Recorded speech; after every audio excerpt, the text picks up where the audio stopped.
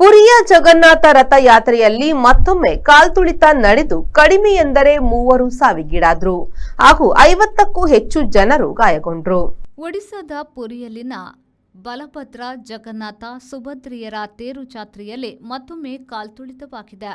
ಮೊದಲ ದಿನ ನಡೆದ ಒತ್ತಡದ ನೂಕುನುಗ್ಗಲಿನಲ್ಲಿ 60ರಷ್ಟು ಜನರು ಅಸ್ವಸ್ಥರಾಗಿ ಕುಸಿದಿದ್ರು. ಅವರಲ್ಲಿ 30ಕ್ಕೂ ಹೆಚ್ಚು ಮಂದಿಗೆ ಆಸ್ಪತ್ರೆಯ ಚಿಕಿತ್ಸೆಯ ಅಗತ್ಯ ಬಿದ್ದಿತ್ತು.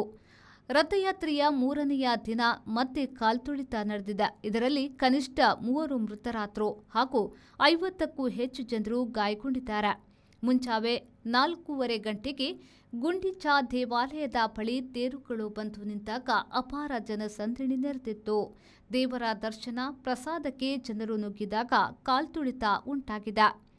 ಸಾವು ಕಂಡ 3ರಲ್ಲಿ 2 ಪ್ರಭಾತಿ ದಾಸ್ ಮತ್ತು ಬಸಂತಿ ಸಾಹು ಎಂಬ ಮಹಿಳೆಯರು ಎಂದು ಗುರುತಿಸಲಾಗಿದೆ. ಇನ್ನೊಬ್ಬರು 70ರ ಪ್ರಾಯದ ಪ್ರೇಮ್ಕಾಂತ್, ಇವರೆಲ್ಲ ಕುರ್ದಾ ಜಿಲ್ಲೆಯವರು. ದೇಹಗಳನ್ನು ಶವ ಪರೀಕ್ಷೆಗೆ ಕಳುಹಿಸಲಾಗಿದೆ ಎಂದು ಪುರಿ ಜಿಲ್ಲಾಧಿಕಾರಿ ಸಿದ್ಧಾರ್ಥ್ ಸ್ಟೇನ್ ಅವರು ತಿಳಿಸಿದ್ದಾರೆ. ಗಾಯಗೊಂಡವರಲ್ಲಿ ಕೆಲವರ ಸ್ಥಿತಿ ಚಿಂತಾಜನಕವಾಗಿದೆ. ಆಳುವ ಬಿಜೆಪಿ ಮತ್ತು ಕಾಲು ಶತಮಾನ ಆಳಿದ್ದ ಬಿಜೆಡಿ ನಡುವೆ ಈ ಘಟನೆ ಕೆಸರೆರಚಾಟಕ್ಕೆ ಕಾರಣವಾಗಿದೆ.